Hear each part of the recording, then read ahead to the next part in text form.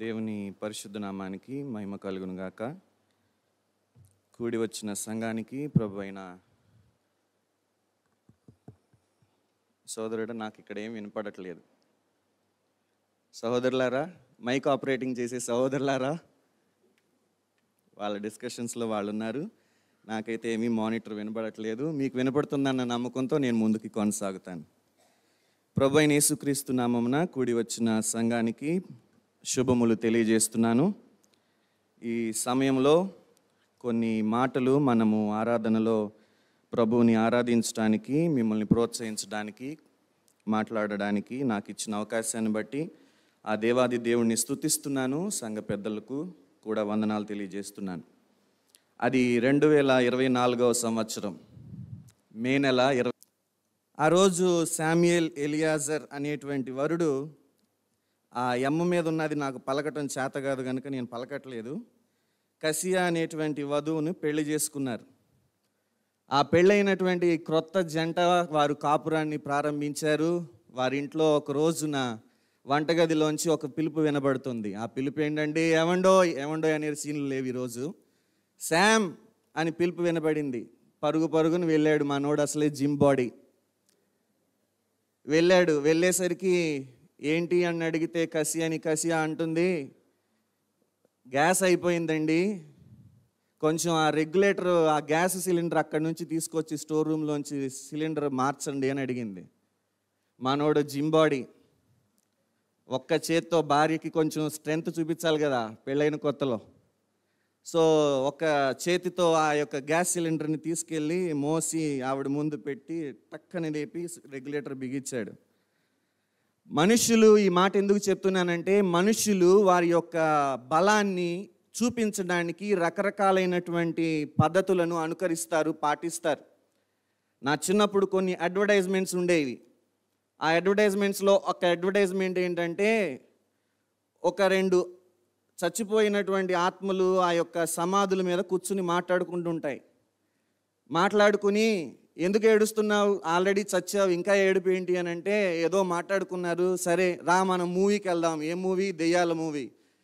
పరుగుని ఆత్మలు, ఆ దెయ్యాలు 2 పరిగెత్తుకుంటూ వెళ్తూ ఉంటాయి.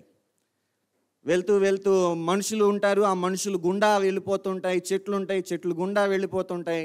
సడన్గా ఒక ముసలి ఆత్మ, కుర్రాత్మ పరిగెడుతుంటే, ఆగు, రోకో అంటుంది. వీడు వినకుండా వెళ్ళి టాప్ను ఒక గోడ గుద్దుకుని కింద పడిపోతాడు. అక్కడ పడుతుంది హాతీ సిమెంట్ అని. ఆ సిమెంట్తో కట్టిన గోడ అంత స్ట్రాంగ్ అని చెప్పడానికి వాళ్ళు చెప్పారనమాట.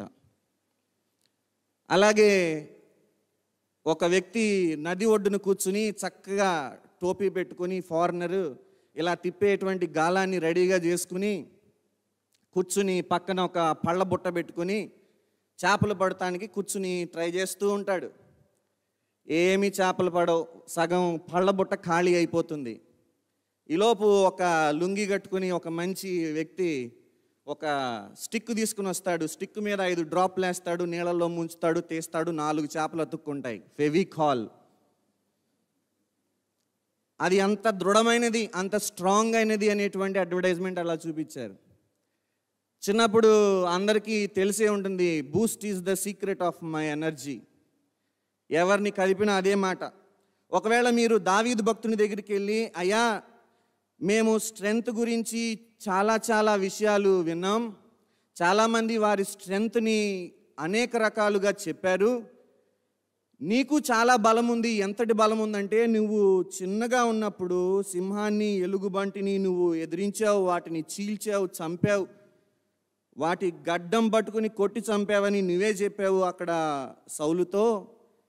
What is the secret of your energy? నీ యొక్క స్ట్రెంగ్త్ యొక్క సీక్రెట్ ఏంటి అని దావీదుని అడిగితే, ఎందుకంటే మనం సక్సెస్ అయిన వాళ్ళని అడుగుతాం, ఏంటి మీ సీక్రెట్ సక్సెస్కి అని అడిగితే, ఆయన తడుముకోకుండా ఒక విషయం చెప్తాడు. అదే మనము చూడగలుగుతాము కీర్తనల గ్రంథము 18వ కీర్తనలో 1వ వచనంలో. అక్కడ ఉంటుంది, ఏమనుంటుంది? యెహోవా నా బలమా. యెహోవా నా బలం ఎవరంటే Jehovah. I love you lord my strength. Jehovah నా బలమా, నేను నిన్ను ప్రేమించుచున్నాను. మీరు మొదటి దినవృత్తాంతాలు 18వ అధ్యాయం 13వ వచనాన్ని మీరు చూస్తే, దావీదు పోయిన చోటనెల్లా యెహోవా అతన్ని రక్షించెను అని ఉంటుంది. దావీదు ఒక బాలుడుగా ఉన్నప్పుడు తను షెపర్డ్గా ఉండి కాపుదల కాస్తున్నప్పుడు అతను సింహం యొక్క బలాన్ని నుంచి, ఎలుగుబండి యొక్క బలాన్ని నుంచి అతన్ని విడిపించిన వాడెవడో, అంత శక్తి తనకి అనుగ్రహించిన వాడెవడో దావీదు బాగుగా ఎరిగి ఉన్నాడు గనుక తడుముకోకుండా ఒక మాట చెప్తాడు, యెహోవా నా బలమా, I love you my lord my strength అని చెప్పగలుగుతాడు. ఈ రోజున సహోదరుడు ఒక మాట చెప్పాడు, క్రైస్తవులు అబద్ధాలు చెప్పరు, పాడతారని. ఎంతోమంది యెహోవా నా బలమా పాడారు. ఎంతమంది నిజంగా ఆయనను మన బలముగా, మన స్ట్రెంగ్త్గా గుర్తించామనంటే డౌటే. ఈ బలమైనటువంటి దేవుడు దావీదు యొక్క జీవితంలో బలముగా వెనక ఉండి తనకు స్ట్రెంగ్త్గా ఉన్నటువంటి దేవుని గురించి మనము ఒక్కసారి చూద్దాం. ఆయన ఎంత బలవంతుడు అనేది మనకు తెలియాలంటే ఆది కాండము ఎక్కడికో వెళ్ళాల్సిన అవసరం లేదు, 1వ అధ్యాయము 1వ వచనానికి మనం వెళదాం. ఆది కాండము 1వ అధ్యాయము 1వ వచనం, in the beginning God created the heavens and the earth. ఆది యందు దేవుడు భూమి ఆకాశములను సృజించెను. అక్కడ గాడ్ అనే మాట హీబ్రూలో ఎలోహిం అనేటువంటి మాట వాడబడింది. మీరు జెనెసిస్ని గనక ఆ యొక్క మొదటి అధ్యాయాన్ని మీరు తీసుకుంటే 31 వచనాలు ఉన్నాయి. ఆ 31 వచనాల్లో గాడ్ అనేటువంటి పదము 32 టైమ్స్ వాడబడింది. తెలుగులో అయితే దేవుడు అని 30 సార్లు, దేవుని ఆత్మ, దేవుని స్వరూపం అని 2 సార్లు, 32 సార్లు ఆ మొదటి అధ్యాయంలో వాడబడింది ఎలోహిం. చాలా సందర్భాల్లో ఒక వ్యక్తిని మనము సంబోధించేటప్పుడు రకరకాలైనటువంటి పేర్లతో సంబోధిస్తాం. నన్నే నా భార్య వి అని పిలుస్తుంది, నా పిల్లలు నన్ను వి అంటారు, పప్పా అంటారు. నన్ను ఆఫీస్లో విజయబాబు గనుక వాళ్ళు ముక్క కట్ చేసి విజయ అని ఆడదాన్ని పిలిచినట్టు పిలుస్తారు. నన్ను ఇంకొంతమంది పరిచయమైన వాళ్ళు సోదరుడా అంటారు, బ్రదర్ అంటారు, రకరకాలుగా అంటారు.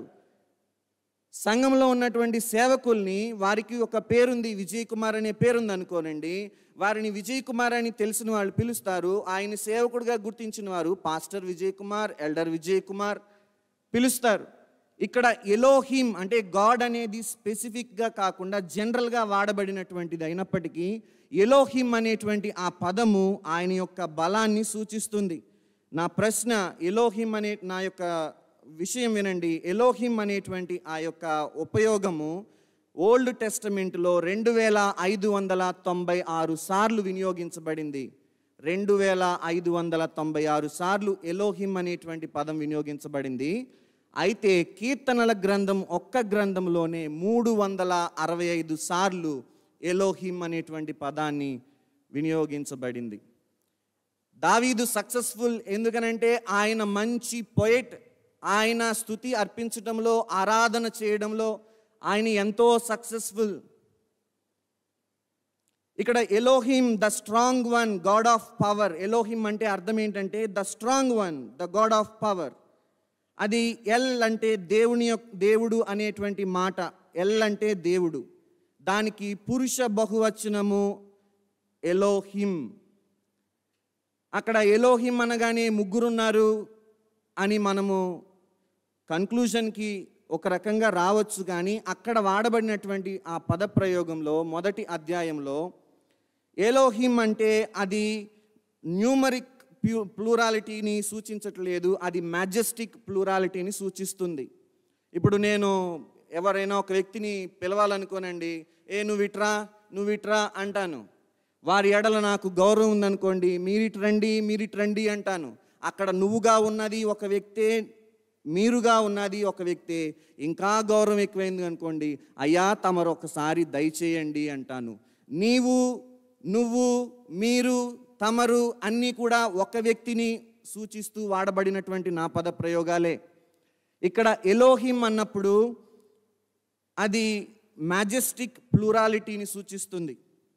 ఆది యందు దేవుడు భూమి ఆకాశములను సృజించెను. నా ప్రశ్న ఏంటంటే, మీరు ఆలోచించి నాకు సమాధానం చెప్పండి. ఎంత శక్తి సామర్థ్యాలు ఒక మనిషికి కావాలి భూమి ఆకాశాలను సృజించడానికి? భూమి ఆకాశములను సృజించడానికి ఈ యొక్క బ్రదర్ని అడిగాను అనుకోండి, నీకు ఎంత శక్తి సామర్థ్యాలు కావాలి అని నేను అడిగాను అనుకోండి, తను ఎస్టిమేట్ చేసి చెప్పను కూడా చెప్పలేడు. ఎందుకనంటే ఆ భూమి ఆకాశములలో ఉన్నటువంటి ఆ గెలాక్సీలు, స్టార్లు, మూను, సన్, వాటి యొక్క ఈ రోజుకి తెలుసుకోవడానికి శాస్త్రవేత్తలు తల్లబట్టుకుంటున్నారు. దానిని కొలవడానికి కొలమానం అనేది, సాధనం అనేది లేనేలేదు. మీరు ఆలోచించండి, దాన్ని కొలవడానికే సాధనము లేదు, పరికరము లేదనంటే ఎంత ఉన్నతమైనటువంటి బలమైనటువంటి దేవుడు. జస్ట్ నోటి మాట చేత లెట్ దేర్ బి లైట్, వెలుగు కలుగును గాక అంటే వెలుగు కలిగింది. ఎంత గొప్ప దేవుడు, ఎంత బలవంతుడైనటువంటి దేవుడు. You can't even measure how much power you would need అనేది నీవు చేయలేవు. అంత శక్తి సామర్థ్యము కలిగినటువంటి దేవుడు ఎలోహిం, బలవంతుడైన దేవుడు, బలవంతుడైనటువంటి దేవుడు. అర్థం ఏంటండి ఎలోహిం అంటే? మర్చిపోయారా? ఎలోహిం అంటే అర్థం ఏంటి? ద స్ట్రాంగ్ వన్, బలవంతుడైనటువంటి దేవుడు. ఇక్కడ ఆయన చేసినటువంటి కార్యాలని మనము ఆలోచిస్తే ఎంత బలవంతుడో మనకు తెలుస్తుంది. నేను భూమి ఆకాశముల దాకా వెళ్ళాను, కానీ మిమ్మల్ని అడిగాను అనుకోనండి, ఇదిగో ఈ పుల్పిట్ని తీసి అక్కడ పెట్టండి అని అడిగాను అనుకోండి, ఒక వ్యక్తి ఒక వేలుతో లేపి అక్కడ పెట్టగలుగుతాడు కదా? ఓ ఇద్దరో ముగ్గురో లెగిసి వస్తారు జాగ్రత్తగా నిమ్మలంగా దాన్ని పెట్టడానికి. ఒక చిన్న మనిషి నిర్మించిన దీన్ని లేపడానికే మనకు అంత శక్తి సామర్థ్యాలు కావాల్సి వస్తే, భూమి ఆకాశములను సృజించిన వాడు, ఎంతో ఉన్నతుడు, బలవంతుడైనటువంటి దేవుడు, ద స్ట్రాంగ్ వన్, ఎంత పవర్ ఆయనకుంది, ఎంత శక్తి సామర్థ్యం కలిగినటువంటి వాడు. ఆయన శక్తి సామర్థ్యములు కలిగిన వాడే కాదు, మనము లాస్ట్ ఆల్ డే ప్రేయర్లో ఒక విషయాన్ని గుర్తు చేశారు సహోదరులు. అదేంటంటే, మన ప్రార్థనలు చేతగానివిగా, వికారంగా ఉంటాయి, బలహీనంగా ఉంటాయి. అయినా కానీ పర్వాలేదు, ఎందుకనంటే మన ప్రార్థనల్లో శక్తి లేదు. మన ప్రార్థనలు విని వాటికి జవాబిచ్చేటువంటి ఆయన బలవంతుడు, ఆయన శక్తివంతుడు అని మ్యాక్స్ లుకాడో అనేటువంటి ఒక వ్యక్తి చెప్పిన కొటేషన్ని సహోదరులు మనకి రిమైండ్ చేశారు. మనలో శక్తి లేదు, ఆయనలో శక్తి ఉంది. ఆయన బలవంతుడైనటువంటి దేవుడు. He has strength we can trust. మనము నమ్మగలిగినటువంటి బలాన్ని ఆయన కలిగి ఉన్నాడు. ఆది యందు దేవుడు భూమి ఆకాశములను సృజించెను అనంటే, ఆదిని ఆయన సృష్టించడానికి ముందే ఆయన ఎగ్జిస్టెన్స్లో ఉన్నాడు.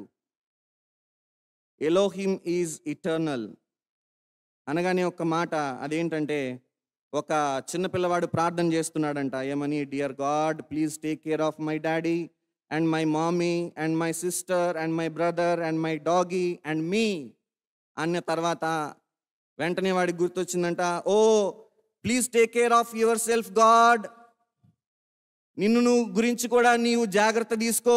ఎందుకనంటే, if anything happens to you we're gonna be in a big mess. నీకేదైనా జరిగిందంటే మేము పెద్ద చిక్కుల్లో పడిపోతాం, కాబట్టి you also take care of your self అని ప్రార్థన చేశాడంట. మనం సంతోషపడాలి ఈ విషయంలో. ఎందుకనంటే మన దేవుడు, ఆయన ఆయన కేర్ తీసుకోవాల్సిన అవసరం లేదు. ఆయన నిన్న నేడు నిరంతరము ఏకరీతిగా ఉన్నాడు. ఆమేన్. నమ్మిన వాళ్ళు ఆమేన్ చెప్పండి. నిన్న నేడు నిరంతరము ఏకరీతిగా ఉన్నాడు. సో మనము సంతోషించాలి, ఉత్సహించాలి. ఎంతో బలవంతుడైనటువంటి దేవుడు. ఆ నిన్న నేడు నిరంతరం ఉన్నటువంటి దేవుడు ఒకవేళ లేడు అనే వాళ్ళు ఎవరు ఉన్నారంటే వాడు బుద్ధిహీనుడని వాక్యం చెప్తుంది. దేవుడు లేడని బుద్ధిహీనులు తమ హృదయంలో అనుకొందురు. బుద్ధి కలిగిన వాడు దేవుడు లేడని అనడు. మనం ఇప్పుడు చూసాం ఆయన ఎంత బలవంతుడో చూసాం. ఆరాధన చేసేటప్పుడు 3 విషయాలు గుర్తుపెట్టుకోవాలని ఎప్పుడు నేను చెప్తాను. అదేంటంటే, దేవుడు ఏమై ఉన్నాడో, ఆయన ఏమి చేశాడో, ఏమి చేస్తానని వాగ్దానం చేశాడో. ఆయన ఏమై ఉన్నాడంటే ఎలోహిం, బలవంతుడైనటువంటి దేవుడు. ఆ బలవంతుడైనటువంటి దేవుడు ఏమి చేశాడంటే, మనము ఎంతో భయంకరమైనటువంటి పాపపు స్థితిలో ఉండగా, ఆ తండ్రితో సమాధానాన్ని కోల్పోయినటువంటి స్థితిలో ఉండగా, ఆ సమాధాన స్థితిని రిస్టోర్ చేయడానికి, మన పాప భారాన్ని తిరిగి మనము చెల్లించలేనంట వెలని ఆయన చెల్లించడానికి ఈ లోకానికి వచ్చాడు. అందుకనే ఆ బలవంతుడైనటువంటి దేవుడు ఈ లోకానికి వచ్చి మన స్థానాన్ని తీసుకుని మనకి బదులు వెలను చెల్లించాడు. ఆ బలవంతుడైనటువంటి దేవుడు తన్ను తాను తగ్గించుకున్నాడు. అందుకనే ఒక పాట ఉంటుంది కదా, దీనావతారుండై దావీదు ఊరిలో పరమాత్ముడు పుట్టేనే, పసిపాపై ఉదయించేనే, పసిపాపై ఉదయించేనే, అద్భుతమే ఆనందమే ఆర్భాటించేదం హల్లెలూయా. మనం ఆర్భాటించాలి, ఎందుకంటే అది అద్భుతము. ఆయన నరుని రూపాన్ని దాల్చడము, అంత బలవంతుడైనటువంటి దేవుడు ఒక బలహీన ఘటము, ధూళి నుంచి దుమ్ము నుంచి చేయబడినటువంటి మానవుణ్ణి విమోచించడానికి మనిషి రూపాన్ని తీసుకుని ఈ లోకానికి వచ్చాడు. అందుకనే ఆయనకి వాక్యము సెలవిస్తుంది, యెషయా గ్రంథం 9వ అధ్యాయం 6వ వచనంలో, ఏలయనగా మనకు శిశువు పుట్టెను, మనకు కుమారుడు అనుగ్రహింపబడెను అని రాసి, అక్కడ ఆశ్చర్యకరుడు, ఆలోచనకర్త, బలవంతుడైనటువంటి దేవుడు, నిత్యుడగు తండ్రి, బలవంతుడైనటువంటి దేవుడు, the strong one, everlasting father, నిత్యుడైనటువంటి దేవుడు. ఆ బాలుడిగా పుట్టినవాడు ఎంతటి బలవంతుడంటే, తన యవన రక్తాన్ని నీ నా పాప పరిహారార్థమై చిందించగలిగినటువంటి గొప్ప బలము కలిగినటువంటి వాడు. ఆ బాలుడుగా పుట్టినవాడు ఎంతటి బలవంతుడంటే, బలవంతమైనటువంటి దేవుడు నీ మీద చూపుతున్నటువంటి బలమైన ఉగ్రతలో నుండి నిన్ను తప్పించగలిగినటువంటి సామర్థ్యం కలిగిన వాడు. కోల్పోయిన ఆ సమాధాన స్థితిని సంధి చేసి దేవునితో తండ్రితో సమకూర్చగలిగినటువంటి ఆ గొప్ప దేవుడు.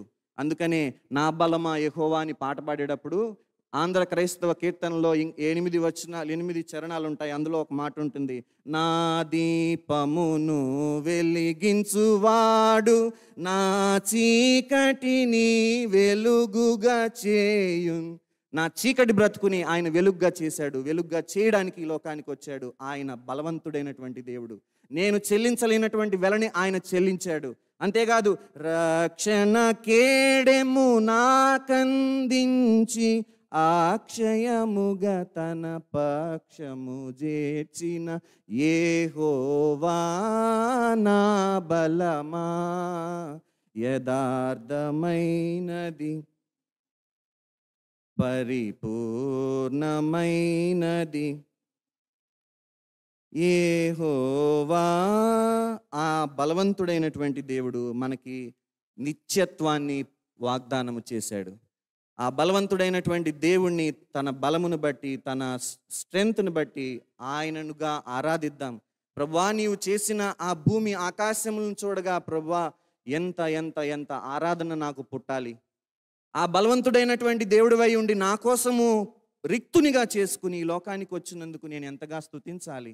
నా కొరకు వెల చెల్లించి నాకు ఒక రోజున నిత్యత్వాన్ని అనుగ్రహించబోతున్న ఆ ప్రామిస్ చేసినందుకు నేను ఎంత స్తుతించాలి. The god of creator, God the creator, God the sovereign one, God the judge, God of our salvation, God of history, God of relationship. ఆయన ఎలోహిం ఈజ్ ఆల్ పవర్ఫుల్.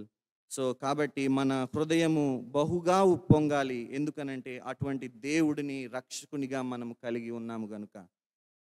వాక్యంలో రాయబడింది, కీర్తనలతో నేను దేవుని నామమును స్తుతించెదను, కృతజ్ఞతాస్తుతులతో నేను ఆయనను గణపరిచెను. ఎద్దు కంటెను, కొమ్ములున్న డెక్కలు గల కోడె కంటెను అది యెహోవాకు ప్రీతికరము. ఏది ప్రీతికరం అంటే, నేను దేవుని నామమును స్తుతించెదను, కృతజ్ఞతాస్తుతులతో నేను ఆయనను గణపరిచెదను, అది యెహోవాకు ప్రీతికరము. కాబట్టి నా ప్రియ సహోదరుడా సహోదరి, ఒక విషయాన్ని ఈ రోజున జ్ఞాపకం చేసుకోనండి. ఆయన సర్వశక్తిమంతుడైనటువంటి దేవుడు. ఆ దేవుణ్ణి మనము ఈ లోకంలోనే కాదు, మన హృదయంలో కూడా కలిగి ఉన్నాము. అందుని బట్టి మనం ఎంతైనా స్తుతించబద్దులమై ఉన్నాము. ఆయన స్తుతిద్దాం, ఆరాధిద్దాం. దేవుని యొక్క మందసము దగ్గరికి వస్తేనే దావీదు ఉబ్బితబ్బిబ్బైపోయాడు. ఆ దేవుడు స్వయంగా మనలో వసించడానికి మన కొరకు వచ్చేసాడు. మనం ఎంత సంతోషంతో ఉప్పొంగాలి. నా హృదయము ఉప్పొంగుచున్నది అనేటువంటి ఆ స్థితి మనకి కలిగి ఉండాలి. ఆ గొప్ప దేవుణ్ణి ఆరాధిద్దాం. అందరూ కళ్ళు మూసుకునండి. నేను ఒక చిన్న స్టాంజా పాడతాను. అది మీకు ఇంకా ఆరాధనలో హెల్ప్ అవుతుందని అనుకుంటున్నాను.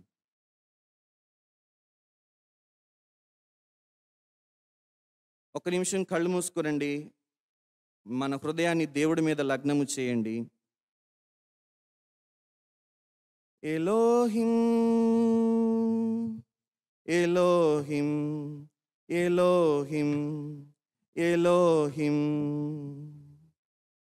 బలమైన దేవుడవు, బలవంతుడవు నీవు, బలమైన దేవుడవు, బలవంతుడవు నీవు. శూన్యములో సమస్తమును, నిరాకారములో ఆకారము సృజించినావు నీవు. సర్వ సృష్టికర్తవు నీవు, సృజించినావు నీవు. సర్వ సృష్టికర్తవు నీవు.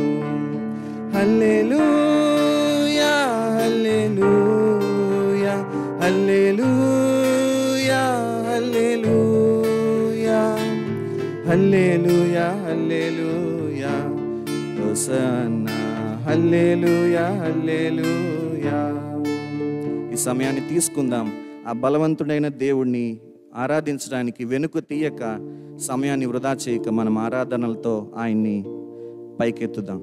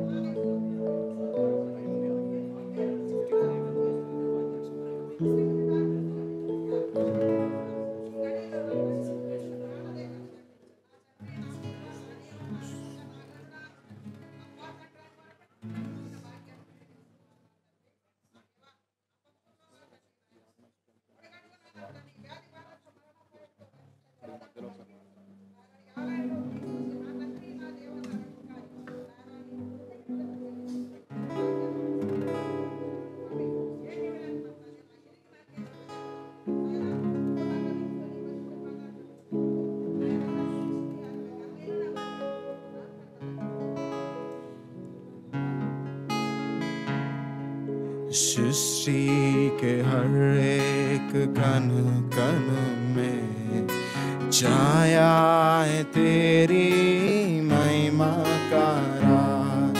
सृष्टि के हर एक कण कण में छाया है तेरी महिमा का राज। पक्षी भी करते तेरी प्रशंसा, पक्षी भी करते हैं तेरी प्रशंसा। हर पल सुनाते आनंद का राग। मेरी भी भक्ति तुझे ग्रहण हो, हृदय से प्रार्थना करूं। पाप क्षमा कर जीवन दे दे, दया की याचना करूं। तेरी आराधना करूं, तेरी आराधना करूं। पाप क्षमा कर जीवन दे दे, दया की याचना करूं। तेरी आराधना करूं।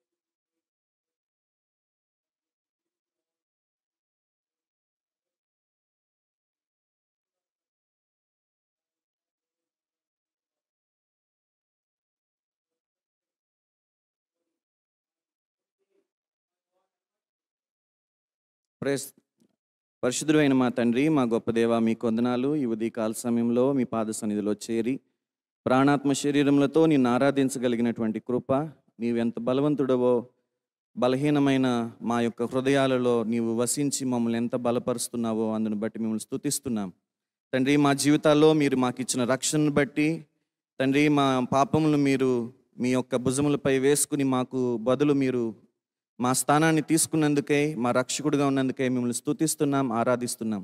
సంఘముతో చేరి నేను కూడా ఆరాధించడానికి ఇచ్చిన కృపను బట్టి నిన్నే స్తుతిస్తూ ఈ కొద్ది స్తుతి ఆరాధన మీ సన్నిధికి చేర్చుకునమని యేసు పరిశుద్ధ నామమున ప్రార్థిస్తున్నాము, అడిగి వేడుకుంటున్నాము తండ్రి. ఆమేన్.